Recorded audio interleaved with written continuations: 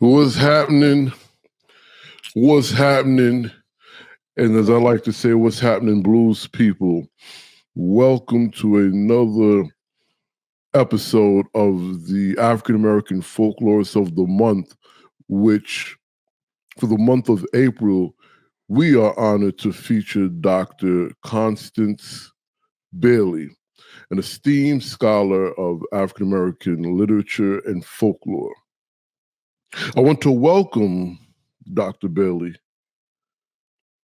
an incredible voice in the world of African American literature, folklore, and an assistant professor at Georgia State University, and a proud native of Natchez, Mississippi. We got to talk about that.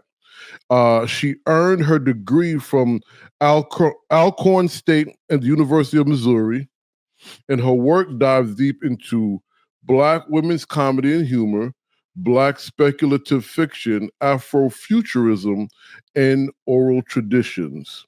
She's not only a brilliant researcher and educator, but also an active contributor to publications like Mississippi Folklife Magazine, Western Folklore, and the Meridians. Also, Dr. Bailey's presence is felt across academic spaces, giving keynotes, serving on major committees, and now stepping into the new role as the digital media editor for the American Folklore Society's Journal of American Folklore. She's edited conversations with Mr. Lehman, I can never get that first name.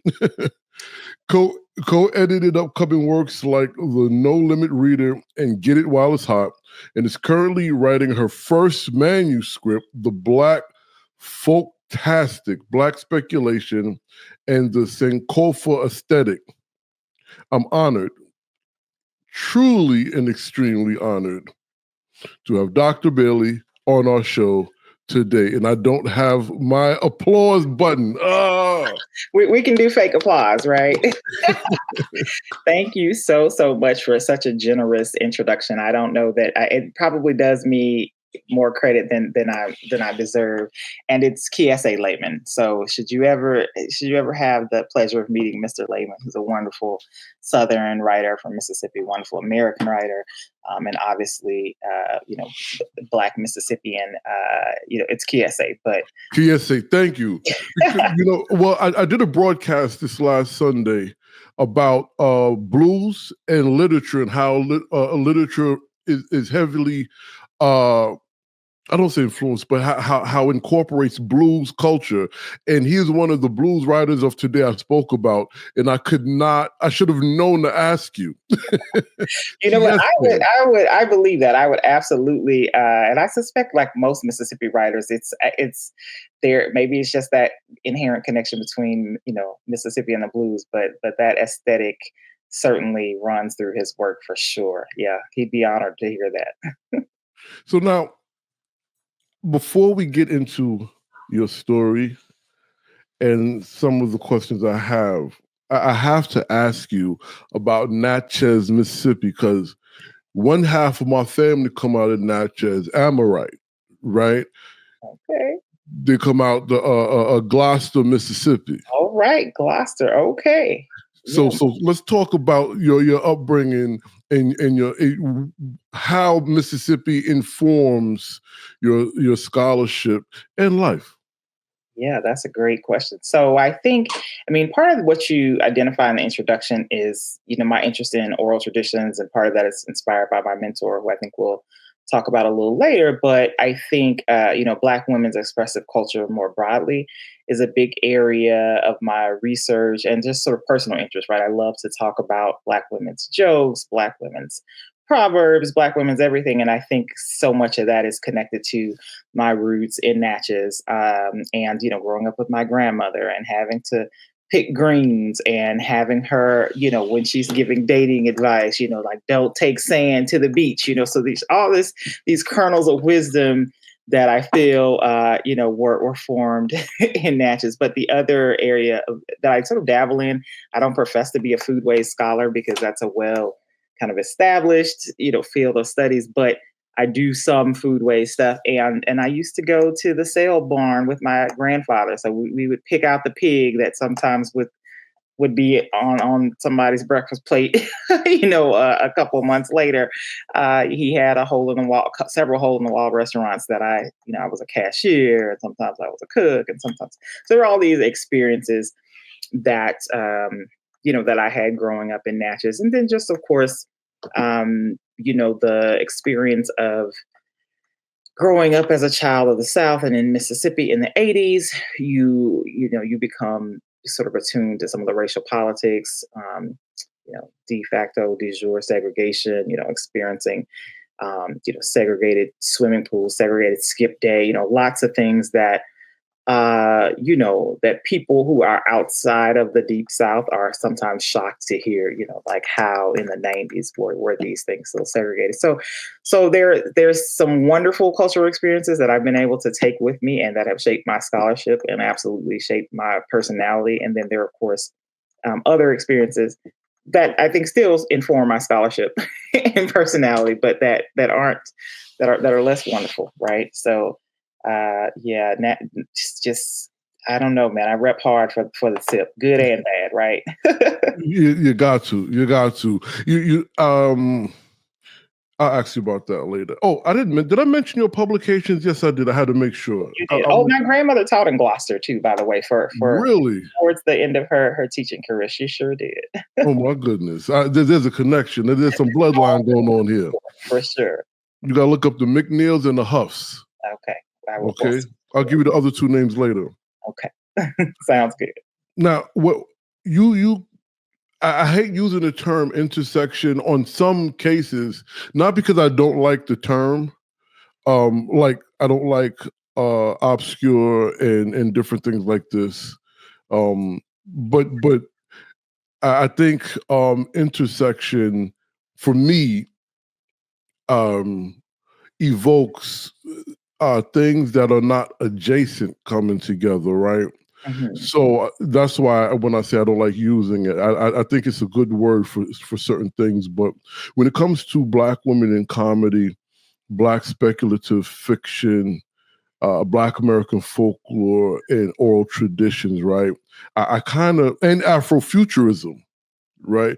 These things kind of, to me, even if they have are part of separate tentacles, are part of something close knit and rooted, which is why I'm kind of hesitant to say intersection, but you kind of embody these tentacles, right?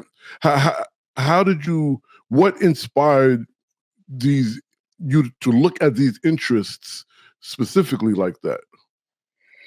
That is a deep question, a heavy question. So I think, some of it, so to backtrack, I think even in terms of speculative fiction or Afrofuturism, some of it just had to do with my love for the speculative more broadly. So I was a big fan of the Sci-Fi Channel, and my mom and I watched a ton of just horrible B movies that have no discernible plot line, and they weren't necessarily Black, right? So they, what is Sharknado, just some really sort of absurd storylines, and so that was sort of an early thing that I was always kind of enamored with, right? And some of that tendency can be escapist, like if you're dealing with whatever the realities are of working class, middle class, Black life in the South. So I'm sure there's a little bit of escapist tendency, but there's also just this idea of the fantastic, or what I sort of then start, or what I now sort of call the folktastic, right? These kind of really sort of larger than life narratives that draw on folk tales or different sort of folk traditions. I think, again, to go back to my grandmother, and so many things go back to my grandmother, right? And I think about Morrison's great essay, Rootedness, the Ancestor and His Foundation. And so even though Toni Morrison is talking about, this central ancestral figure in works of Black American literature, I would just, argue that for most Black folks, that there is this, if it's not a grandmother, it's a great grandmother or a grandfather, and that in some ways kind of grounds us, just, socially, emotionally, in my case, both, kind of literally in terms of my scholarship. So I think there was just this wonderful overlap, to your point, these adjacent interests, right? Being interested in the speculative, spending a lot of time with my grandmother. So getting to be a part of these, oral traditions and gardening and other things that she was kind of embodying. And then, as I, when I got to graduate school, to then start, reading Alice Walker's In Search of Our Mother's Gardens, and to be working with writers like Toni Morrison and Zora Neale Hurston and, so many, Gloria Naylor, so many Black women writers who are very much invested in and writing about the customs and traditions of Black folks, from a Black woman's perspective. So, yeah, I mean, I think, I'm not sure if that entirely answers the question. I can get a little bit digressive, but it felt like sort of a natural evolution in terms of my research and personal interest. No, I dig it. And you did answer the question. And it kind of leads to this idea of space and time not necessarily being linear, right? So would you do me a good favor and give me your definition of Afrofuturism?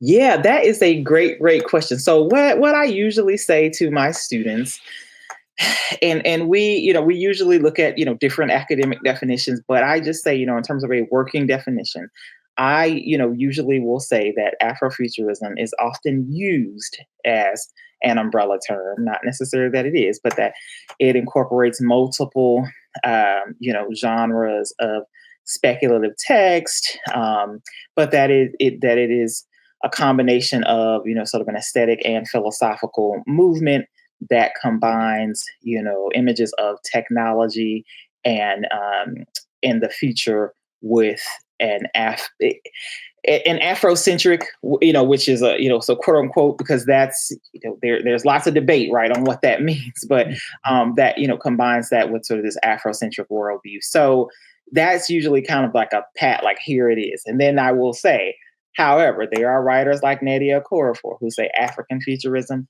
is defined in this way, and it is very specifically drawing on, these African traditions and blah blah blah.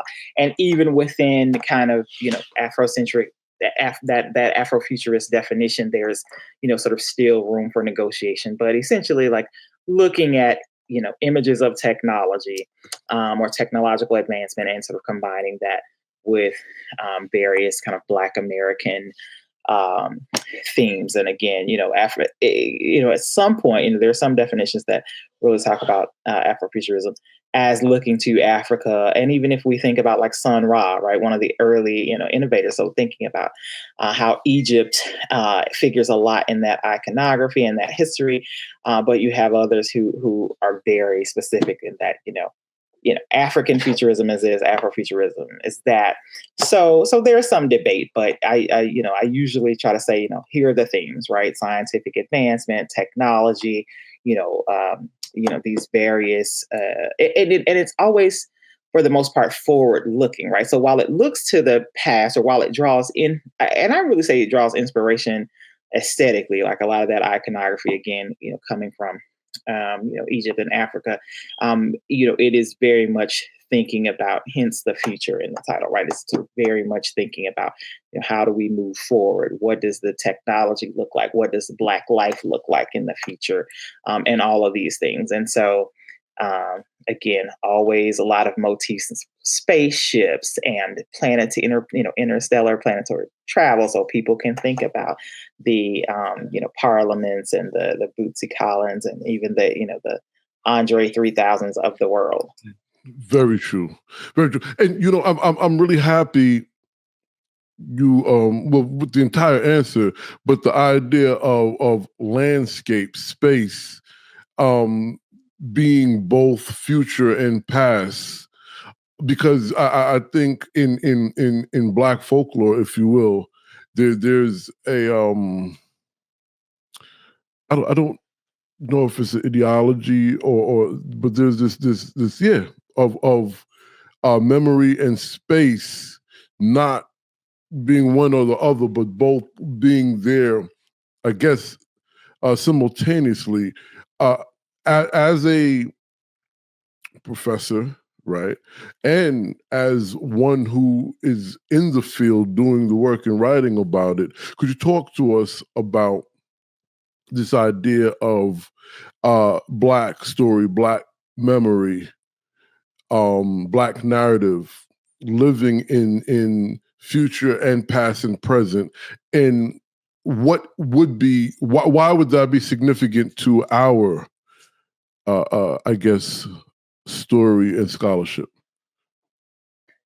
Yeah, that so if I understand the question correctly, why, thinking about sort of why blacks, thinking about narrative storytelling, sort of how the past and how are these things are related? Is that am All I these, yeah, they're all related. And they're, when I say in one space, we speak looking towards the future, but looking at the past in this present moment. We deal with a lot of memory, right? right, yeah. Yeah, that's a great that's a great question in part because you mentioned the title, which I won't go into. The title of the manuscript and project has changed a little bit, but it's a great question because it allows me to talk a little bit about that, right? Where and it also speaks to this point that you mentioned earlier about kind of time not being linear, right? So for African descended peoples, particularly West African religious cosmology, right? This idea that that again, time is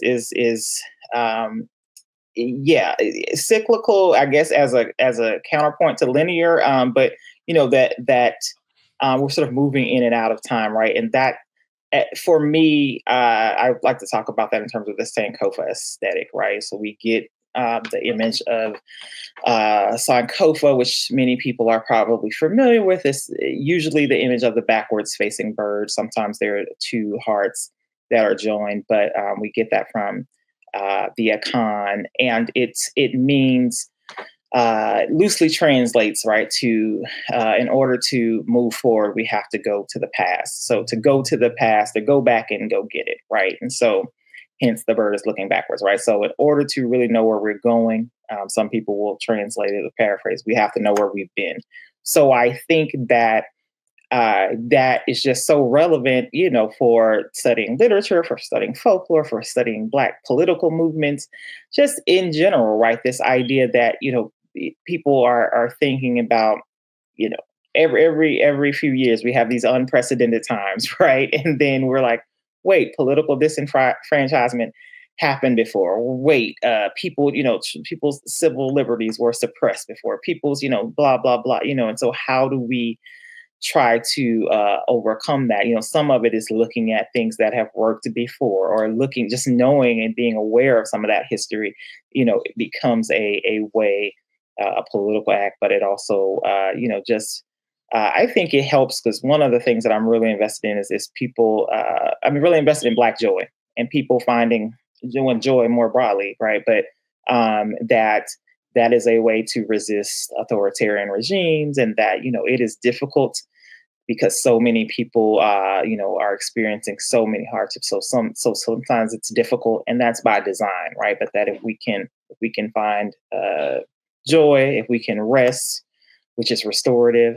There's a great book that whose the name is escaping me now, but anyway, it's about it's this it might be the Nap Ministry, might be the one I'm thinking about, but anyway, this idea of taking pleasure in rest and relaxation and finding joy.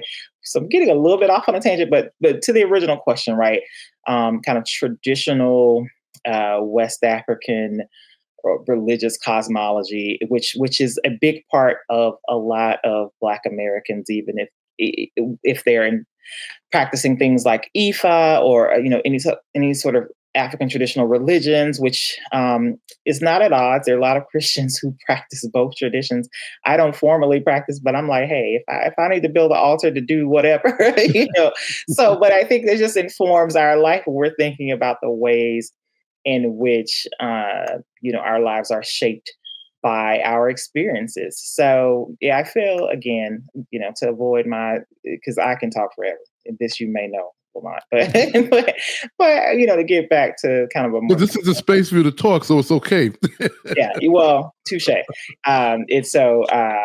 But yeah, so for me, yeah, the idea of the Sankofa aesthetic we see a lot in text, and specifically, I think folklore, because of its concern with tradition and customs, becomes a way to symbolically reclaim the past. So to be in both spaces at one time, right? Because people still have traditions, we still have lore, we still have these rites of passage, and so to me, it's a way to invoke the past and present.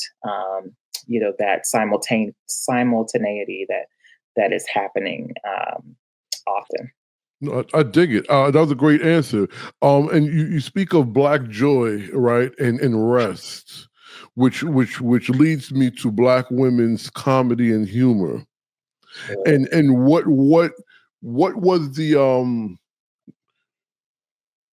what evoked or inspired, or what was the immediate connection that made you want to look at that? And how do you look at it? What is it about it?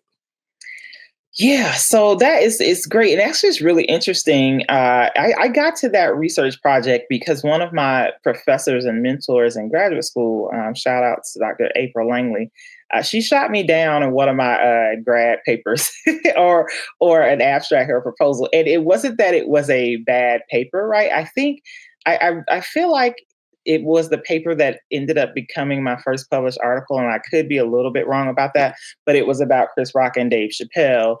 And I feel like at some point she, asked about like why Black men.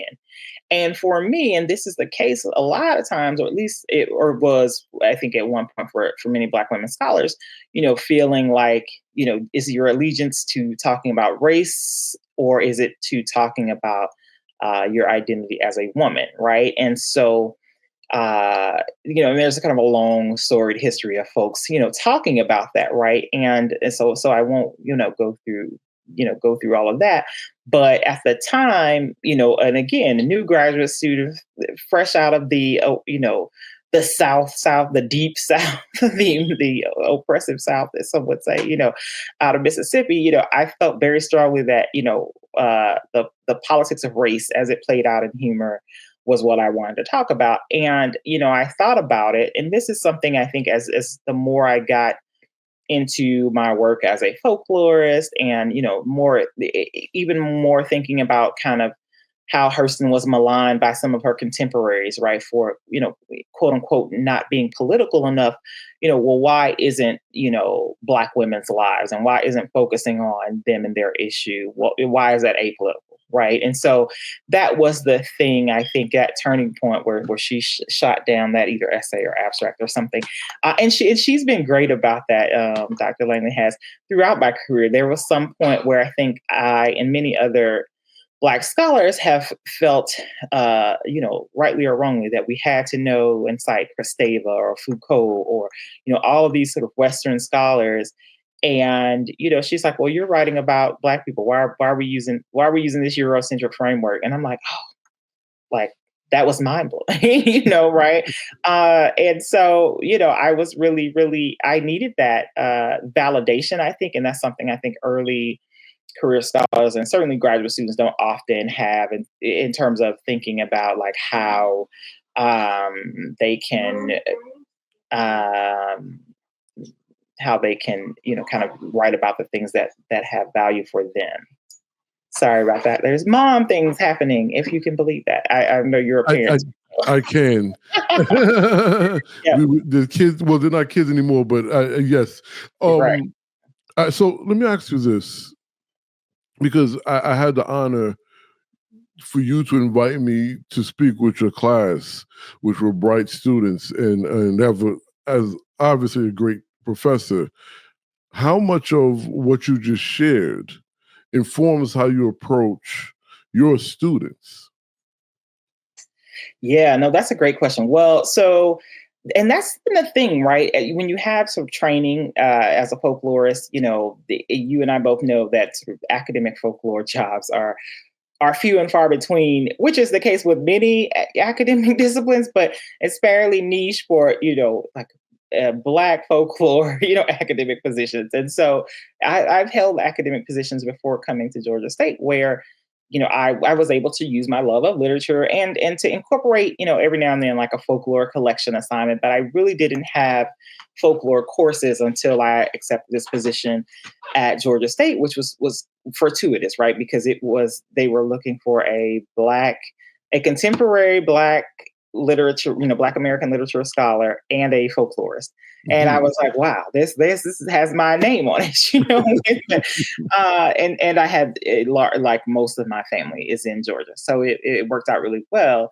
And so only now within the last year, probably have I really started to lean into all of the things that I just, said to you. And that's because I am teaching, now folklore courses, and I'm wanting them to go out and talk to their either do observations of different subcultures or interview elders or relatives. And so I'm having to say, this is its own methodology. This has value.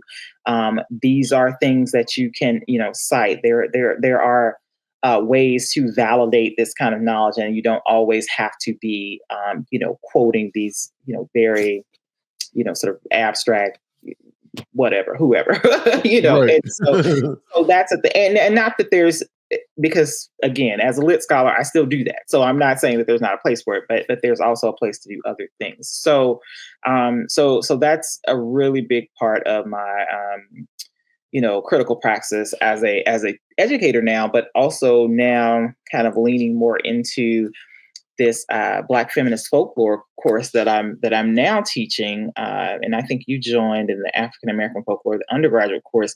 I was really, I really need to get you into this course if I can before the semester. It's been crazy, and I know your schedule's crazy, but that has been even great because the graduate students are so sharp, and they're pulled from multiple disciplines. So I think the course is cross-listed with 3 or 4 courses. So it's an African American literature, section. It's an African American oral history section. It is a women and gender studies section, and it's a folklore course. So the beauty of that is that I have students who come from heritage preservation. I have students who come from Africana studies, and it's been really, really wonderful to get those different perspectives. And we just actually. We were slated to talk about Angela Davis's chapter, Preaching the Blues. And I think you might have been joining us around the discussion of the blues, but we had to table that because we had a wonderful scholar, Dr. Regina Bradley, who was talking with us about hip hop, which is still very much, Black women's expressive culture. Absolutely. So we were able to have an even more dynamic conversation. Didn't she write the chapter in I think it was a woman's folklore book on? Probably not, but probably not.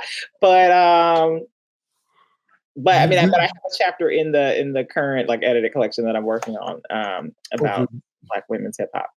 Are you familiar with the chapter in the book I'm referring to? So I'm familiar with Gwendolyn Pugh's Check It While I Wreck It, and that's what I'm thinking of. That's what you're thinking about. Yep, she's a wonderful scholar. Yep, I've asked my students. I think that was one of our recommended readings because we had so many things we were trying to say. But that is exactly super dope scholar. I love that chapter. It is absolutely about hip hop and expressive culture. Yeah. So could you now that I've interrupted, continue introducing us to Dr. Regina? I'm sorry. No. I was just saying. So Dr. Bradley's probably most known for chronicling Stankonia, but she also has the Outcast Reader that she edited, and she's now working on another project that's she's co-editing with a couple other scholars. I'm thinking one of them was Mark Lamont Hill, but I don't want to be misquoted on that. But hip hop studies reader, and so we were graced with her presence right before we went on our break. We recently had supposedly a break, right? Right. Yeah, and she was again kind of talking with us about being a down South Georgia girl. So she reps Georgia in the same way that I rep Mississippi. But that was just a wonderful conversation again about Black women, hip hop, and just some other, just a nice kind of overlap, right? So even though we didn't talk about the blues per se, we were still able to talk about, kind of how some of those themes are still resonant in hip hop of Black women. Yeah, absolutely. And with that, I have to ask you, what, I'm leading somewhere. What does folklore or folklore studies, folkloristics mean to you as an applied and academic and professor in Black? yeah, that's a heavy question. I think it's a hard question, but I mean, one of the things and this is something I've only leaning into, and I say later in my academic career, although I'm still technically an early career scholar, so it's sort of weird because it feels like I've been around forever. But I also recently transitioned to this position at Georgia State, so it's like technically early, but also super old, so to speak. But anyway, so yeah, I've been leaning more into like folklore and folkloristics, and just thinking about, or especially when I think about African American folkloristics, I almost want to use, because I'm a big fan of like mnemonic devices, and so I almost want to use like steal the marketing thing from the 90s, like FUBU, like for you, by you, sort of thing. Yes. You know what I'm saying? But like that we are, invested in, writing about Black people's traditions from the lens of, from the lens of what, I mean, I think about, folklore, which I think folklore studies in general has acknowledged this probably what 30, 40 years ago now or something, but that, folklore is it's not just that it's rural, indigenous, or poor people who have lore, right? Quote unquote lore, right? That every, group has traditions and they have stories and they have customs, and that, working class people that, what's a random Fortune 500 company? I don't know. But that everywhere. Like when I was a group fitness instructor, we have traditions, and we probably you were a group fitness instructor. I'm still probably technically on paper a group fitness professional. I have not taught in a gym in 4 or 5 years because I had degenerative osteoarthritis, so I've had both my hips replaced, and I have. So unfortunately, I think actually at some point we'll get back to it, because now they have all of these, like, there's like a chair aerobic certification that I could get. Right. And at one point I was collecting all of these, like, I finished my kickboxing certification thing, I think this year actually. Wow. And I started it a couple of years ago. Wow. So anyway. That's amazing. But go ahead, sorry. No, it's a random thing. I have to listen. Here's the thing about graduate school, as you well know, we sometimes do many, many, many things, right? And so I think that spirit of like doing so many things in graduate school, I just kind of kept that same energy when I got out. Because when I was working on my master's, I was a blackjack dealer for a little bit, and I worked some random retail jobs. I did all these, random things. So blackjack dealer is on the top of the list, though. We'll get to that later. Go ahead. I'm sorry. There's some great, there's some great lore associated with like all these superstitions and, yeah. So anyway, but so back to the question. So yeah, I think about especially African American folkloristics as, just this, this practice of, collecting and preserving traditions as it pertains to sort of Black life and whatever sort of various subcultures that might include, right? So yeah. So one of the reasons why I asked that was I'm finding I found, and I speak to quite a few of our colleagues about this, the connection of literature and folklore in the Black space seems to be a bigger connection, I guess. Or is it? What do you think? Because I see there's a connection there. I don't want to say more than applied, but I think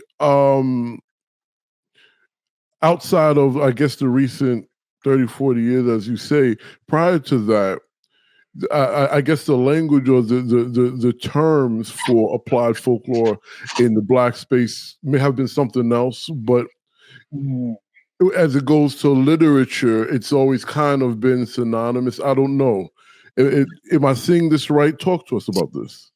That's a great question. I mean, and now that you say that, I do wonder, because I think about, when I think about sort of applied versus academic, I think about like public sector folklore versus academic folklore. I guess it's still Right. academic as a term. So I tend to think about, people who are working in cultural preservation, industries, so to speak, and that could be museums or festivals or other things. And so I guess to me, and you can let me know whether or not this actually speaks to or answers your question. So because to me, I think about something like, let's say, when Alice Walker is trying to uncover or trying to locate Hurston's grave, and she's going through these woods, and like so cemetery preservation, or trying to restore and replace headstones for formerly enslaved people who did not have or were not sort of granted that kind of official dignity, is an act of, I would think, applied, sort of folklore, right? Because that relates to people's customs and traditions. But I don't know that anybody that's doing that work thinks about themselves as, you know what I'm saying, that's Right. doing.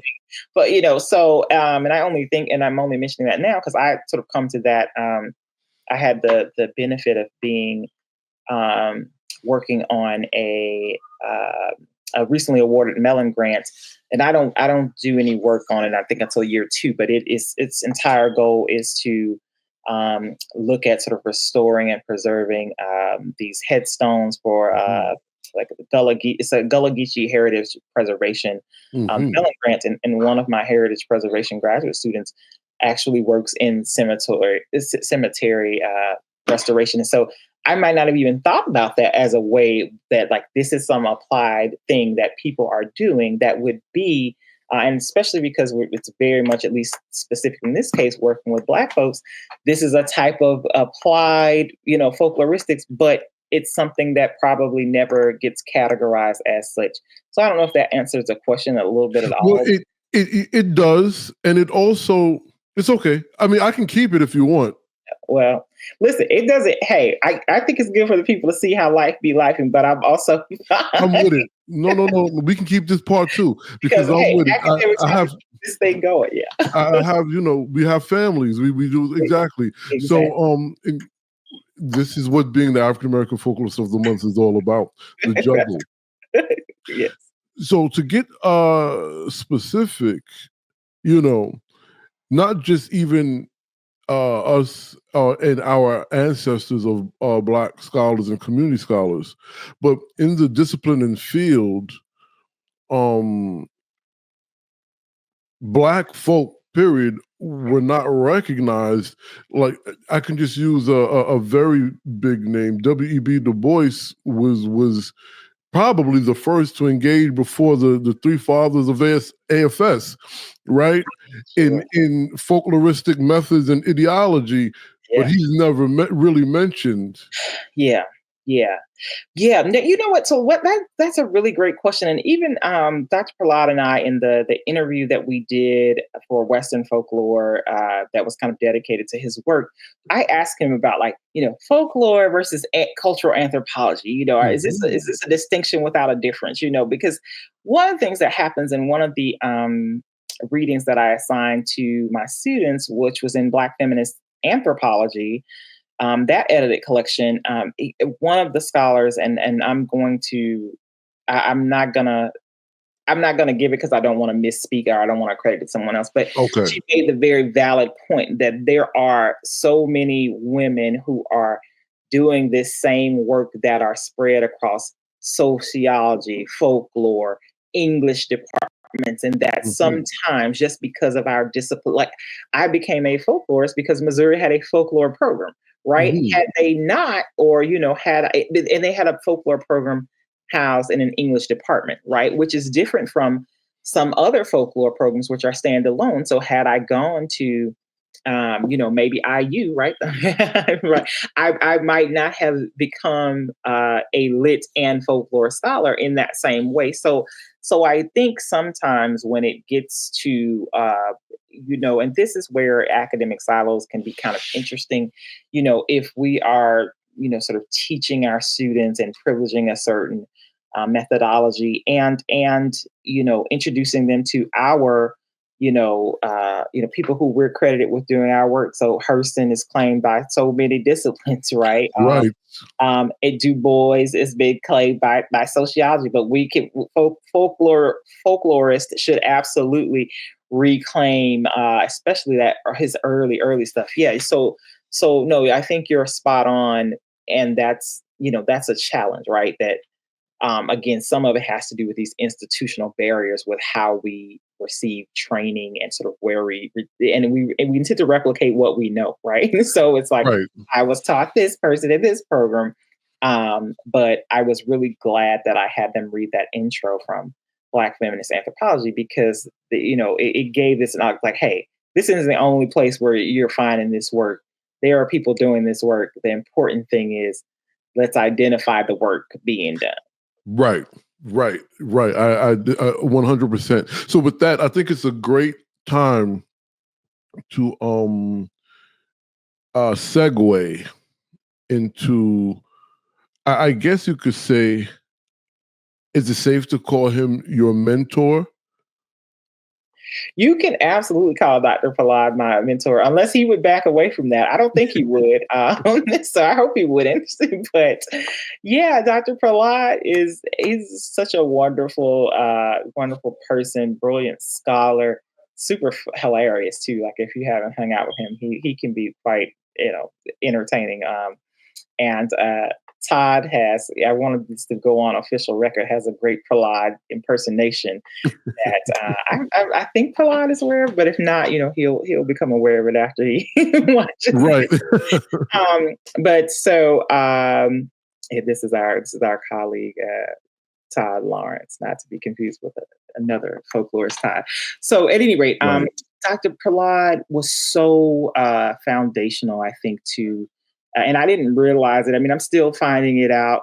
Like there are things like 3 weeks ago, I'm like, oh my gosh, I had this epiphany, and I'm like, Dr. Prahlad would have been like, duh, why didn't you think, But yeah, so I think I became enamored and fell in love with folklore and decided to become a folklorist after taking, I was probably like the Black preacher in African American culture class or something like that, having grown up in the Black church, having and I forgot to mention a wonderful creative writer as well.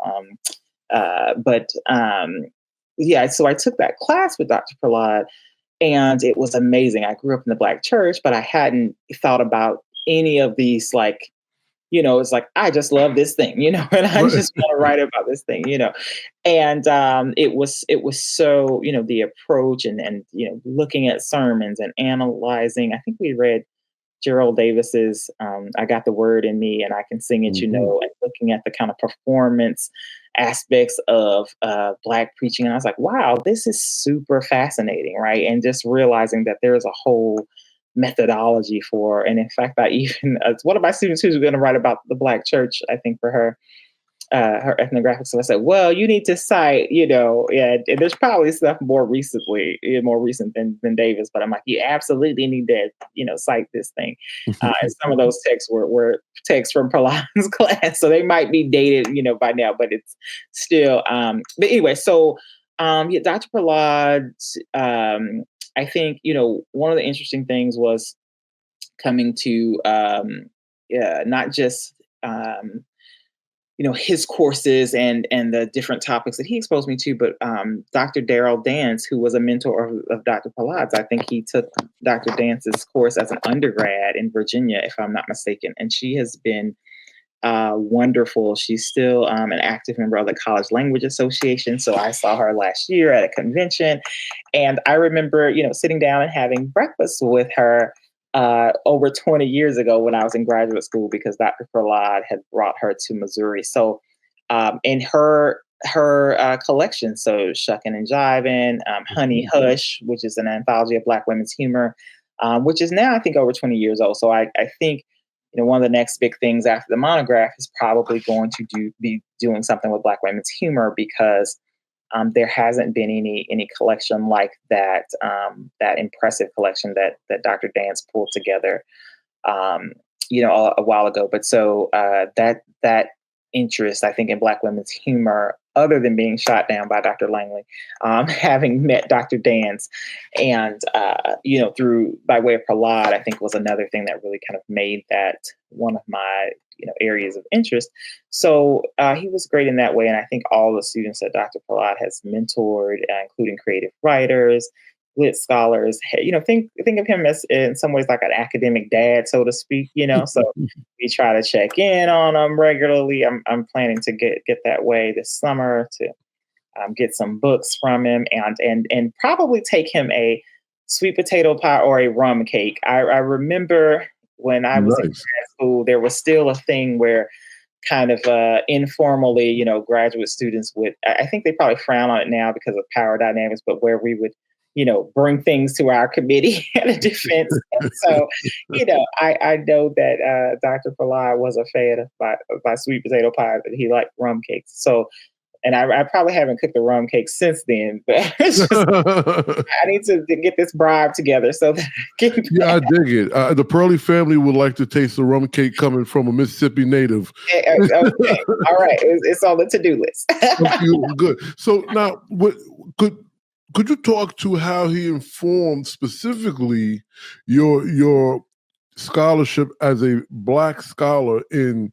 this space and working with oral history and folkloristics?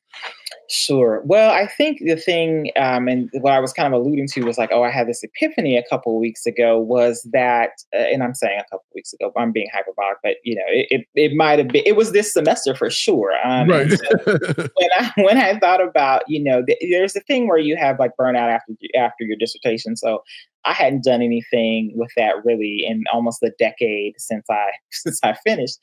And which is interesting because people still often call on me to talk about Black speculative, fiction and Afrofuturism. And part of that is that, folks from my Missouri cohort know that I wrote about Octavia Butler and they know it's an area of interest for me, but I haven't actually published in that area. And so when I went back to, revisiting my dissertation and like, what am I going to do with this for the monograph? Because I am now kind of more firmly positioning myself as a folklore and literature scholar in this space.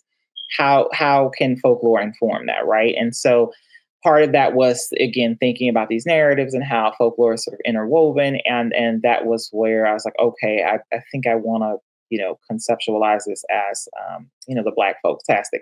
And a part of that was thinking about, Prahlad and like, wow, folklore should be a big part of what I'm doing. But then even more recently, a few weeks ago, I think Prahlad would say, like, why are you doing different work, different projects? And so when I was talking to someone about Black feminist folklore, which is the title of my course, but I think, very much should be an edited collection, or there should be something pedagogically connected to that, like let's work on a textbook. And I was thinking about different scholars, to try to, pull together, which I still will do, right? But the thing I thought about in the meantime is like, why am I making these different things? Because I think what Prahlad would do, right, is like, here are the things he grew up, talking to his grandmother. And, so African American Proverbs in Context is that first major publication. And I think that's a part of that is because here are the conversations that he's having, right? So he had very similar experiences to those that I had in terms of, growing up around old people. And so it was like, well, if I'm interested in Black feminist folklore and I'm working on this project and I'm looking at folklore, why does that need to be two different things? Why can't I bring some of that into what I'm doing? And so a few weeks ago, I decided I was going to reframe the project, not change it. The chapters are still the same, but I said, I want to call this In Search of Our Mother's Folklore subtitle, right? The Black Folktastic, Black feminism and the Black Folktastic, because because then it makes it more closely aligned with the other things that I'm doing, right? So if I'm interested in Black womanist, Black feminist, sort of scholarship, and we can, have the footnote that say, we know that there's intersectional, post-colonial, like we know all of those things, but for the purpose of accessibility, this is the term I'm using, right? Right. Then even the chat, like there's going to be a chapter on a text called Imaro by, oh shoot, why did I just blank on his name? Not Sam Delaney. And it's not Charles Johnson. I'm thinking about all these Black male speculative writers. And I have all the Amaros over there and I've just blanked. But either way, there's a chapter on Amaro and Black Panther. And so I thought, well, do I have to change, my framework? And I was like, no, I can still offer a Black womanist analysis of those texts so that, whereas in other texts, I might be looking at Black women's, traditions and cultures, I can still do, I still can keep this new framing. But just, I'm analyzing these texts by Black men to say, okay, where are Black women? How are their traditions reflected? How are they, and so that's the thing I think has been most valuable about Prahlad and about African American folkloristics in general. It's helped me sort of lean into my identity. Like, these are the things that you're interested in. Why are you trying to force yourself? A scholar, like a former, I think, professor used to say the Procrustean approach. Like, why am I trying to force this other thing, as opposed to just doing sort of what's natural? So I want to say just kind of organically moving through my research and personal interest is, I think, I want to attribute that to Prahlad, if nothing else. And then specifically, like, Black women's proverbs, I think that should absolutely be a thing. And so one of the former students, Raymond, has a book about Proverbs and the Civil Rights, I believe. So we're all, I shouldn't say we're all, but many of Prahlad students are interested in oral traditions. Right. Brother Raymond is also part of that cohort of Prahladites. Yes, Prahladites, exactly. And so I think a huge contribution, and again, I don't know that it can be a book length project given the time, but it may, but at the very least, then I can get with, a journal editor and say, hey, we need to have an issue about Black women's proverbs. Like, we need to edit this. This needs to be a thing. So that would be another probably specific academic contribution that's a result of Prahlad. I love it. I love it. And I mean, we only really spoke of 2 or 3 people, including yourself, that comes out of the I guess you could say camp of Prahlad, right? But there's quite a few of our cohorts and colleagues that come out of this camp. You also mentioned a name that I've been dying to ask you about, considering, and we're wrapping soon, considering your space of interest, which is Octavia Butler, right? Who within collections, which is within archives, which Afrofuturism, within oral history and Black folkloristics. She kind of covers the gambit, right? You talk to us about it. You're the expert, please. Oh, yeah, I don't see. Now that's interesting. I don't know if I would lead into that, but I'm the expert. I've yet to go to the Huntington Archives, which I think is home to Butler's papers. So I hope at some point, again, because of family and the sort of work-life balance, I haven't made it there yet. But I have had the privilege of working with scholars who've gone and seen their papers, and Survivor, which is out of print. I think Dr. Prahlad has a copy of that one to give to me, I hope. But if not, I have access from someone who had a chance to go to the papers. But, my interest came, and probably as a result of, Prahlad's Black preacher class, was my MA thesis. I was looking at kind of the Black preaching tradition and how I felt the Parable series sort of critiqued that, right? And so it's interesting too, because one, she never got a chance to publish the Parable of the Trickster, which would have been the third one in that series. And so I wonder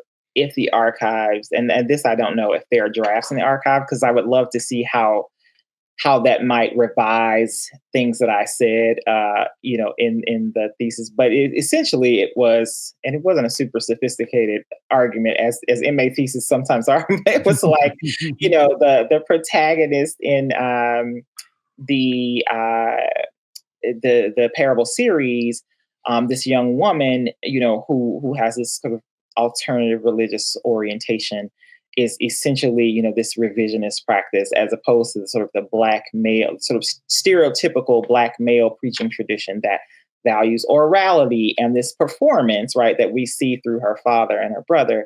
We see her having these written verses. We see her focusing on the future. So it being sort of forward facing.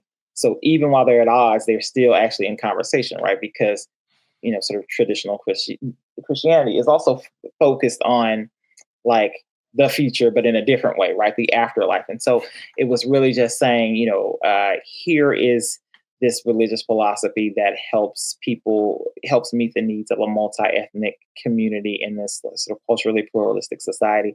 So it was really looking at religious traditions. And interestingly enough, to your point, right, about past and future, I was arguing that it functioned like, I think the scholar is Albert Roboto, maybe, who has the text slave religion. And so I was saying, for all intents and purposes, like this is a population that is experiencing slavery. And so this seemingly futuristic religious orientation is in fact just a reworking of slave religion. So I've always kind of been interested in looking at the past and how it helps us move forward.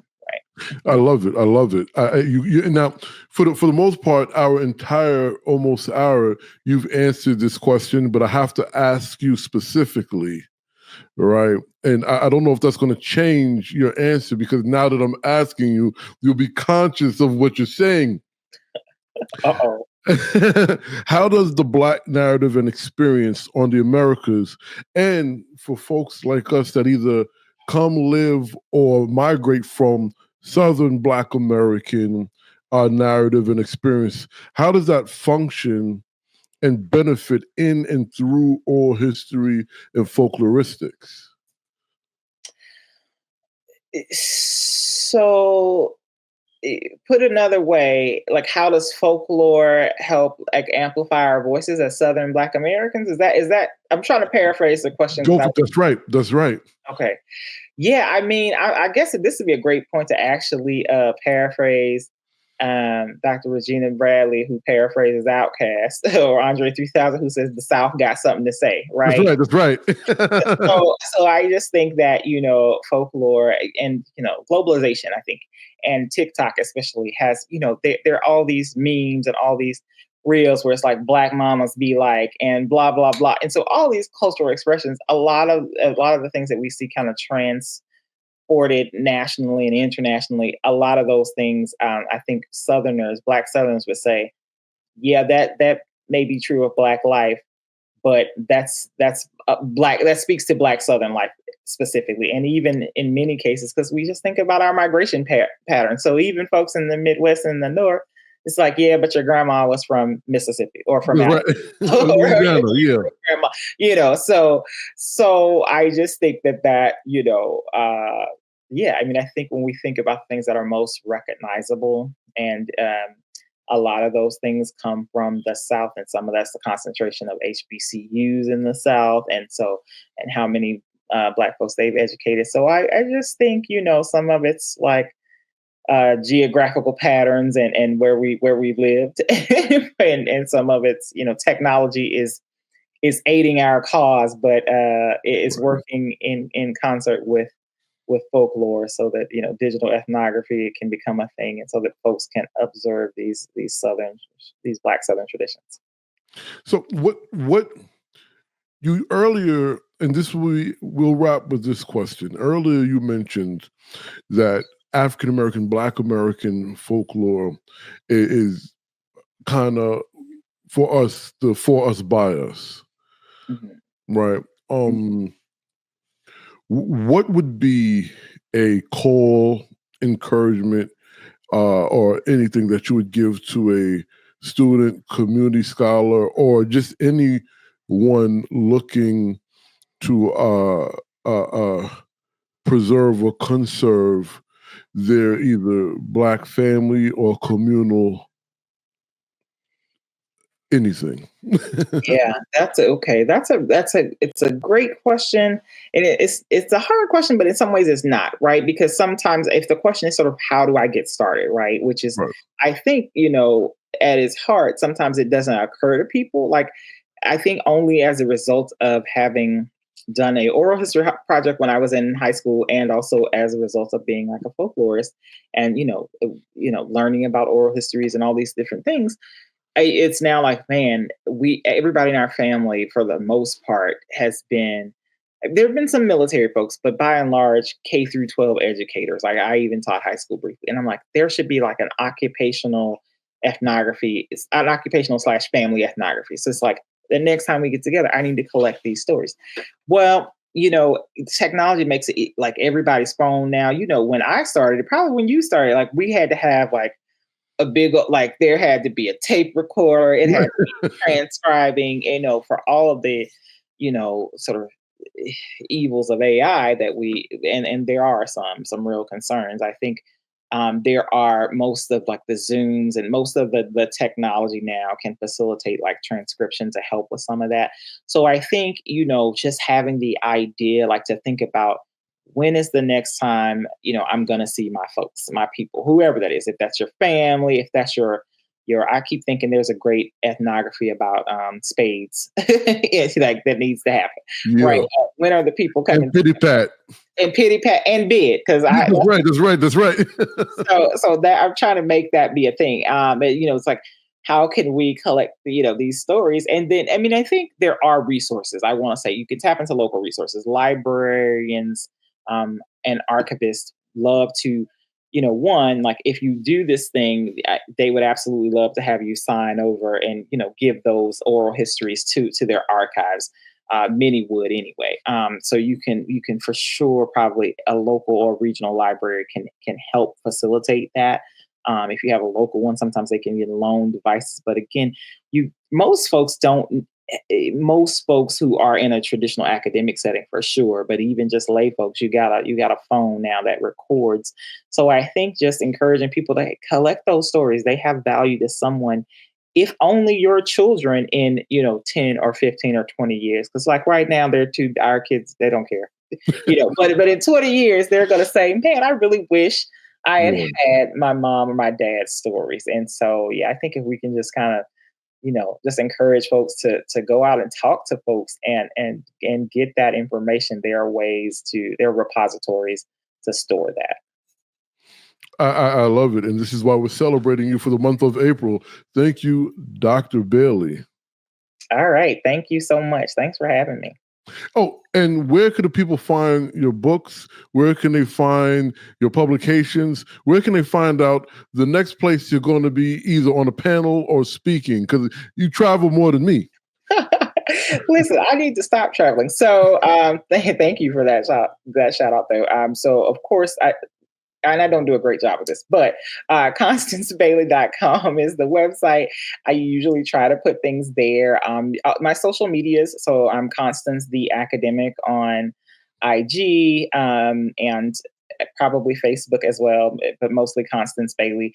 I will be speaking about weather lore at the College Language Association in April, and it is in Vancouver, Washington. And so Washington State University is our host institution, and people can still register at clascholars.org for sure.